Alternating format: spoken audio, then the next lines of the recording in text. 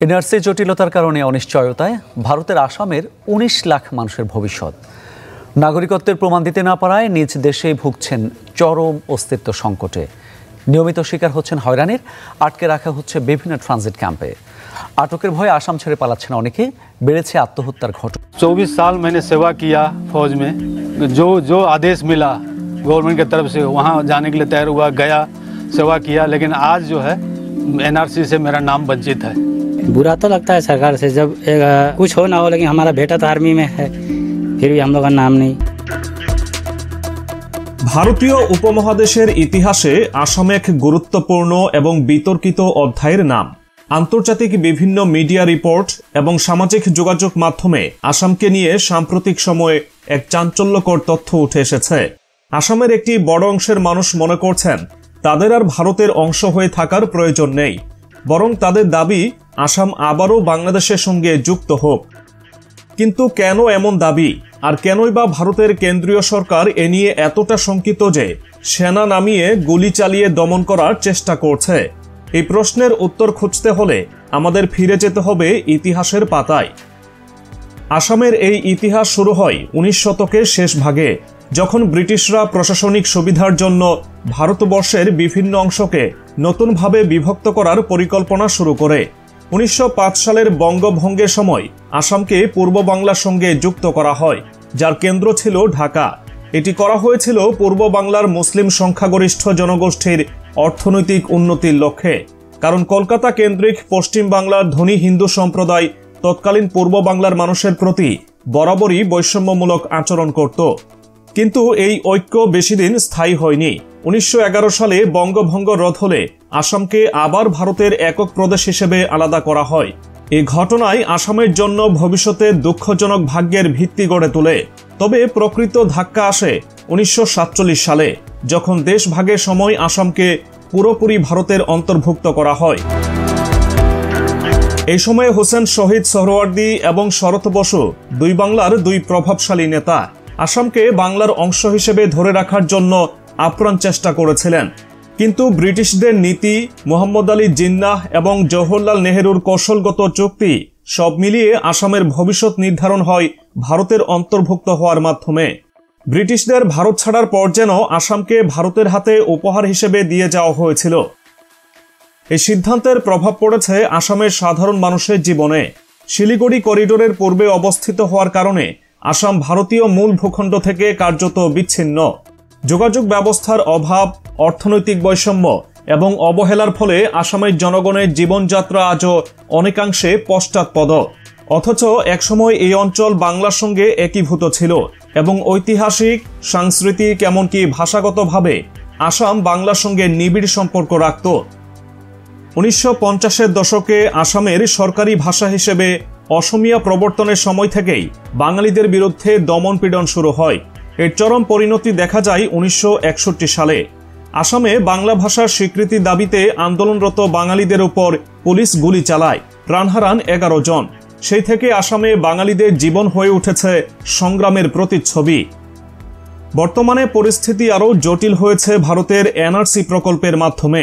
২০১৯ সালে আসামে প্রায় ১৯ লাখ মানুষকে অনুপ্রবেশকারী হিসেবে চিহ্নিত করা হয়। এদের মধ্যে একটি বিশাল অংশ বাঙালি, যারা শত বছর ধরে আসামে বসবাস করেও আজ নিজেদের অস্তিত্ব নিয়ে লড়াই করছে। এনআরসি জটিলতার কারণে অনিশ্চয়তায় ভারতের আসামের ১৯ লাখ মানুষের ভবিষ্যৎ। নাগরিকত্বের প্রমাণ দিতে না পারায় নিজ দেশেই ভুগছেন চরম অস্তিত্ব সংকটে। নিয়মিত শিকার হচ্ছেন হয়রানির, আটকে রাখা হচ্ছে বিভিন্ন ট্রানজিট ক্যাম্পে। আটকের ভয়ে আসাম ছেড়ে পালাচ্ছেন অনেকে, বেড়েছে আত্মহত্যার ঘটনা। এই নাগরিকত্ব সংকট থেকে উঠে এসেছে এক ঐতিহাসিক প্রশ্ন। যদি আসাম ১৯৪৭ সালে বাংলাদেশের অংশ থাকত, তাহলে কি আজ এই সংকটের মুখোমুখি হতে হতো? আসামের বাঙালিরা মনে করেন বাংলাদেশের অংশ হলে তারা অন্তত জাতীয় পরিচয় সংকট থেকে রেহাই পেতেন। আর এই অসন্তোষকে কেন্দ্র করে আসামের ভেতরে নতুন এক দাবির জন্ম হয়েছে। আসামের বহু বাঙালি এখন সরাসরি বলছেন তারা আর ভারতের অংশ হতে চান না, বরং তারা চান বাংলাদেশের সঙ্গে একীভূত হতে। এই দাবির পেছনে রয়েছে এক দীর্ঘ ঐতিহাসিক পটভূমি এবং বর্তমান ভারতের রাজনৈতিক ব্যবস্থার প্রতি তীব্র অসন্তোষ। কিন্তু এই দাবি ভারতের কেন্দ্রীয় সরকার মেনে নেবে কেন? বরং এই বিদ্রোহ দমন করতে মোদী সরকার সেনা মোতায়েন করেছে আসামের বিভিন্ন অংশে। প্রতিবাদকারীদের কণ্ঠরোধ করতে চলছে ব্যাপক দমনপীড়ন। পুলিশের গুলিতে নিহত হয়েছেন বহু মানুষ, কিন্তু প্রশ্ন থেকে যায়, এই দমনপীড়ন কি আসামের মানুষের স্বপ্নকে থামিয়ে দিতে পারবে?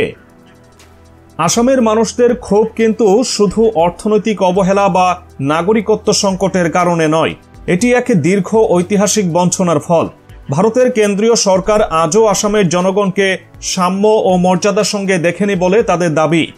শিলিগুড়ি করিডোরে আটকে থাকা এই অঞ্চলের মানুষের কাছে ভারতের মূল ভূখণ্ড সবসময়ই যেন দূরের এক মিথ, অথচ এই এলাকাটি কেবল ভৌগোলিকভাবেই নয়, অর্থনৈতিকভাবে গুরুত্বপূর্ণ। আসামের চা বাগানগুলো একসময় ব্রিটিশ ভারতের অন্যতম অর্থনৈতিক উৎস ছিল, কিন্তু স্বাধীনতার পর থেকে এই রাজ্যের প্রকৃত সম্পদ ব্যবহৃত হলেও এখানকার মানুষের জীবনযাত্রায় তার প্রতিফলন খুব কমই দেখা গেছে। চা শ্রমিকদের জীবনমান নিম্নতম স্তরে রয়ে গেছে, যেখানে তারা শতাব্দীর পর শতাব্দী ধরে উৎপাদন করে গেছেন ভারতের অন্যতম রপ্তানি পণ্য। এই অর্থনৈতিক বৈষম্যের সঙ্গে রয়েছে রাজনৈতিক সংকট। আসামের বাঙালি ও অসমিয়া জনগণের মধ্যে তৈরি হয়েছে এক গভীর বিভেদ। অসমিয়া ভাষাকে প্রধান ভাষা হিসেবে চাপিয়ে দেওয়ার ফলে বহু বাঙালি পরিবার তাদের মাতৃভাষা হারানোর শঙ্কায় ভুগছেন। তাদের বাঙালি পরিচয়কে বারবার আক্রমণ করা হয়েছে। নাগরিকত্ব আইন সংশোধন করে এই বিভেদকে আরও উস্কে দেওয়া হয়েছে। বাঙালিদের বিরুদ্ধে অভিযোগ আনা হয়েছে তারা বাংলাদেশ থেকে অনুপ্রবেশকারী, কিন্তু বাস্তবে তাদের অনেকেই শত বছর ধরে আসামের মাটিতে বাস করছেন। এই পরিস্থিতিতে আসামের জনগণের মনে একটি প্রশ্ন উঠছে, তাদের এই যন্ত্রণার শেষ কোথায়? ইতিহাস বলে, যেখানেই বঞ্চনা আর দমনপীড়ন বেশি হয় সেখান থেকেই শুরু হয় নতুন দাবি, নতুন আন্দোলন। আসামের বর্তমান অবস্থা সেই দিকেই ইঙ্গিত করছে। আসামের ভেতরে গড়ে ওঠা নতুন আন্দোলনের একটি বড় অংশ দাবি করছে তাদের উচিত বাংলাদেশের সঙ্গে যুক্ত হওয়া, কারণ বাংলাদেশের সঙ্গে তাদের কেবল ভাষা নয়, সংস্কৃতি, ইতিহাস এবং আত্মপরিচয়েরও গভীর সম্পর্ক। তাদের দাবি, আসামকে বাংলাদেশের অংশ হিসেবে রাখা হলে তাদের এই নাগরিকত্ব সংকট কখনোই তৈরি হতো না। কিন্তু ভারতের কেন্দ্রীয় সরকার এই দাবিকে রাষ্ট্রদ্রোহ বলে চিহ্নিত করেছে। আসামের বিভিন্ন অঞ্চলে আন্দোলন দমন করতে সেনাবাহিনী নামানো হয়েছে, বাড়ানো হয়েছে নিরাপত্তা ব্যবস্থা। কিন্তু এই দমন পীড়ন শুধু আসামের মানুষের ক্ষোভ বাড়িয়ে তুলছে। পুলিশের গুলিতে ইতোমধ্যে প্রাণ হারিয়েছেন অনেক আন্দোলনকারী, তবু আসামের মানুষের কণ্ঠ থেমে যায়নি।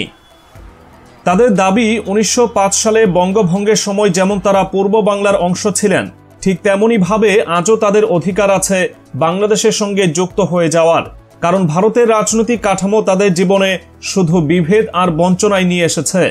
বিশ্লেষকরা বলছেন, আসামের এই আন্দোলন কেবল একটি অঞ্চলগত সংকট নয়, এটি ভারতের কেন্দ্রীয় শাসন ব্যবস্থার একটি বড় ব্যর্থতার প্রতিচ্ছবি।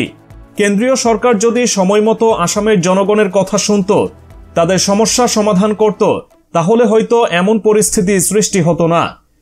তাহলে প্রশ্ন আসে, আসামের ভবিষ্যৎ কি? বাংলাদেশ কি আদৌ এই দাবি নিয়ে এগিয়ে আসবে? আর ভারত কি এই দাবি মানতে রাজি হবে? নাকি আসামের এই আন্দোলন আরও বড় রাজনৈতিক সংঘর্ষে পরিণত হবে? এত বছর ধরে আসামের মানুষ যে বঞ্চনা সহ্য করে এসেছেন তা তাদের মন থেকে মোছা কঠিন। ইতিহাস থেকে দেখা যায়, যেখানে বঞ্চনা ও অবহেলা দীর্ঘস্থায়ী হয় সেখান থেকেই তৈরি হয় এক নতুন অধ্যায়। আসামের বর্তমান পরিস্থিতি কি সেই নতুন অধ্যায়ের সূচনা করছে? আপনারা কি মনে করেন, আসামের জনগণের এই দাবি কতটা যৌক্তিক? আসাম কি বাংলাদেশের অংশ হওয়া উচিত, নাকি এটি শুধুই একটি অস্থায়ী রাজনৈতিক উত্তেজনা? কমেন্ট সেকশনে আপনার মতামত জানাতে ভুলবেন না।